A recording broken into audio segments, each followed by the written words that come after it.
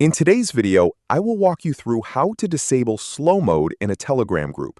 Before we jump into this quick tutorial, tap the link in the description below to follow along, and let's get started. To start, open Telegram Desktop and click into the group chat you manage.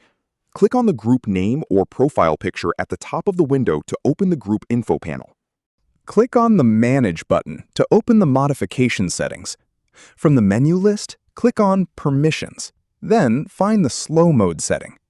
Drag the time slider all the way to the far left to set it to off. Click the Save button to apply your changes. Instantly, the time restriction vanishes. Your group returns to normal, real-time messaging speed with 0 wait times between posts.